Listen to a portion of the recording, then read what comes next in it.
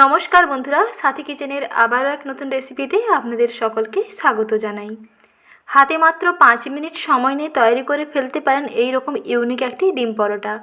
একেবারে তুলোর মতো নরম এই ডিম পরোটা একবার খেলে বারবার খেতে চাইবেন। স্কুল, অফিসের টিফিন কিংবা নাস্তাতে চটজলদি বানিয়ে ফেলুন। তাহলে আসুন দেখে নিন আজকের সহজ রেসিপি।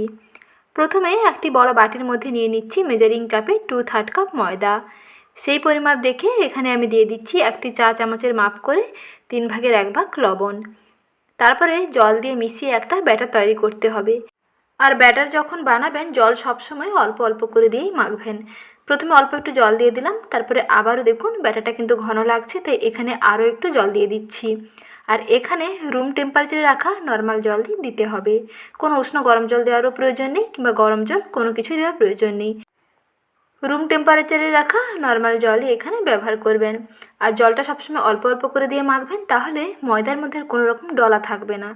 দেখবেন এই রকম যখন ময়দা জলের মধ্যে গুলাবেন ডলা থাকতে পারে, তাই একটি হ্যান্ড উইক্স দিয়ে কিংবা কাঁটা চামচ দিয়ে ফেটিয়ে নেবেন, দেখবেন ফেটানো খুবই সুন্দর হবে। টেক্সচারটা হবে একেবারে ক্রিমের মতন। দেখুন ব্যাটার একেবারে রেডি, ওপরটা এরকম বাবলসে ভরে গেছে। এখন 5 মিনিটের জন্য আমি একটু স্ট্যান্ডিং টাইমে রেখে দিলাম। আর ততক্ষণে এইদিকে একটি বাটির মধ্যে নিয়ে নিচ্ছি একটি ডিম এবং 1 কাপ ময়দা দিয়ে কিন্তু তৈরি করে ফেলতে পারেন এইরকম দারুণ লোভনীয় নরম তুলতুলে নাস্তা। তারপরে দেখুন এখানে দিয়ে দিলাম বেশ খানিকটা কুচনো পেঁয়াজ, তারপরে দিচ্ছি ঝাল অনুযায়ী কুচনো কাঁচা লঙ্কা। যদি বাচ্চাদের জন্য বানান তাহলে কাঁচা লঙ্কা কিংবা শুকনো লঙ্কা অর্থাৎ চিলি ফ্লেক্সটা কিন্তু স্কিপ করবেন, বাদবাকি উপকরণগুলো দিয়ে দেবেন।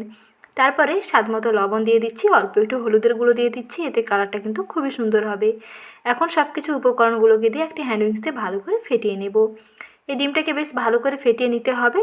ডিমটা ফেটালে দেখবেন ডিমটা ভুজিয়া অর্থাৎ ডিমের যে ভাজাটা হবে, যে পুরটা বা স্টাফিংটা তৈরি হবে, সেটা কিন্তু একেবারে দারুণ স্বাদের হবে। প্রথমে ডিমটাকে একটু ভালো করে এরকম পেঁয়াজ, কাঁচা লঙ্কা এবং চিলি ফ্লেক্সের সঙ্গে এবং অল্প একটু লবণ দিয়ে হলুদ গুঁড়ো দিয়ে ফেটিয়ে নিলাম। এখন ডিমের পুর তৈরি করে নেব। তার জন্য কড়াইতে দিয়ে দিচ্ছি 1 চামচ রিফাইন্ড সয়াবিন অয়েল। তারপরে তেল ভালো করে গরম হয়ে গেলে এর মধ্যে ফেটানো ডিমটাকে দিয়ে দিলাম। আর ডিমটা দেওয়ার সঙ্গে সঙ্গে এই রকম খুন্তিটা দিয়ে একটু নেড়ে চেড়ে দেবেন, তাহলে দেখবেন ডিমটা খুব সুন্দরভাবে ছোটো ছোটো হয়ে ভুজিয়া হয়ে যাবে। এই রকম ছোটো ছোটো মিহি করে ডিমটাকে ভেজে নিতে হবে। সাধারণত যেমন ডিমের ভুজিয়া তৈরি করে তার থেকে একটু ছোট ছোট করে ভাজতে হবে।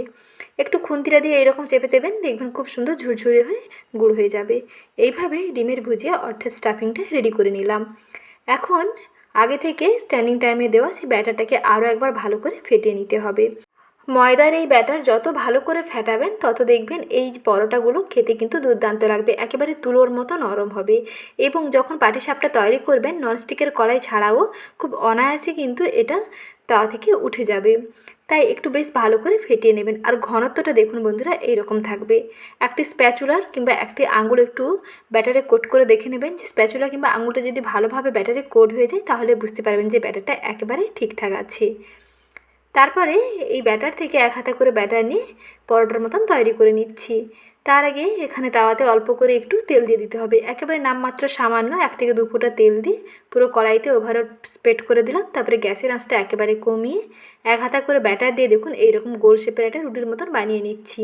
আর গ্যাসের আঁচটা কিন্তু বারবার বলছি একেবারে কমিয়ে রাখবেন, নাহলে কিন্তু এই যে গোল করে রুটিটা তৈরি করছেন এটা কিন্তু করতেই পারবেন না।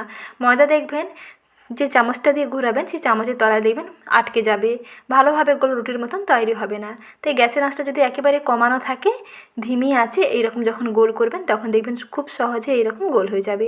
তারপরে মাঝখানে এই ডিমের পুরটাকে দিয়ে এইভাবে ফোল্ড করে নিতে হবে। আমি 2টি পদ্ধতি দেখিয়ে দিচ্ছি খুব সহজে কী করে তৈরি করবেন। আর এটা যখন ফোল্ড করবেন মুখটা কিন্তু মনে হবে যে খুলে যাবে, কিন্তু যাতে না খুলে যায় তার জন্য গ্যাসের আঁচটা কমিয়ে মোটামুটি 30 সেকেন্ড পর্যন্ত অপেক্ষা করবেন। 30 সেকেন্ড পরে উপরটা যখন একটু ড্রাই হতে শুরু করবে সঙ্গে সঙ্গে এরকম ভাঁজ করে দেবেন, তাহলে দেখবেন দুটো মুখ খুব ভালোভাবে আটকে যাবে, ভেতরে পুরটা কিন্তু আর বাইরে বেরিয়ে আসবে না। তারপরে একটু এপিড ওপিড একটু হালকা ভেজে নিলাম। এখানে আর কোনো রকম তেল দেওয়ার প্রয়োজন নেই, এই নামমাত্র তেলেই কিন্তু দারুণ লোভনীয় নাস্তাটা তৈরি হয়ে গেল।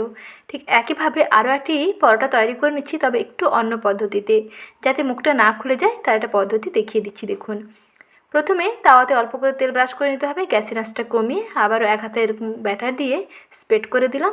তারপরে ওপরটা যখন মোটামুটি একটু ড্রাই হতে শুরু করবে তখন এর মাঝখান বরাবর পরিমাণ মতন পুর দিয়ে দেবেন। তৈরি করে নেওয়া ডিমের ভুজিয়াটাকে পরিমাণ মতন দিয়ে দেবেন, যে যতটা পছন্দ করবেন। তারপরে দেখুন সাইডগুলোতে একটু ব্যাটার লাগিয়ে দিতে হবে। ময়দার যে ব্যাটারটা তৈরি করেছেন সেই ময়দার ব্যাটারটা এরকম আঙুলে নিয়ে সাইডগুলোতে একটু লাগিয়ে দেবেন, তাহলে দেখবেন যখন ভাঁজ করবেন মুখ দুটো খুব ভালোভাবে আটকে যাবে, আর কিন্তু খুলে যাওয়ার কোনো রকম ভয় নেই। মনে হতে পারে যে পরোটাটা তৈরি হয়ে যাওয়ার পরে কিন্তু এটা খুলে যাবে, অর্থাৎ পুরুটিটা আলাদা হয়ে যাবে, পুর আলাদা হয়ে যাবে। কিন্তু এইভাবে যদি মুখটাকে ভালো করে আটকে দেওয়া যায় তাহলে দেখবেন খুব সহজেই মুখ দুটো ভালোভাবে আটকে যাবে, ভেতরের পুরটা কিন্তু আর বাইরে বেরিয়ে যাবে না। এইভাবে ভাঁজ করে ফেললেই রেডি হয়ে যাবে সুস্বাদু নতুন ধরনের একটা ডিম পরোটা। ডিম পরোটা কোনো রকম বেলাবেলি মাখামাখির ঝামেলা ছাড়াই এইভাবে তৈরি করে দেখতে পারেন। এটাও কিন্তু খেতে দারুণ লাগে। হাতে মাত্র 5 মিনিট সময় নিয়ে তৈরি করে ফেলতে পারেন। স্কুল অফিসের টিফিন কিংবা নাস্তাতে চটজলদি বানিয়ে ফেলুন, খেতে দেখবেন দারুণ লাগবে। একেবারে তুলোর মতো নরম হয় আর খেতেও দুর্দান্ত হয়। ইউনিক এই ডিম পরোটা রেসিপি ভালো লেগে থাকলে ভিডিওটিতে বরাবরের মতন একটি লাইক করবেন। আর চ্যানেলে নতুন দর্শক বন্ধু হয়ে থাকলে এইরকম নতুন নতুন ভিডিও পেতে চ্যানেলটিকে সাবস্ক্রাইব করে রাখবেন। ভালো থাকবেন, সুস্থ থাকবেন। রেসিপি দেখার জন্য জানাই ধন্যবাদ।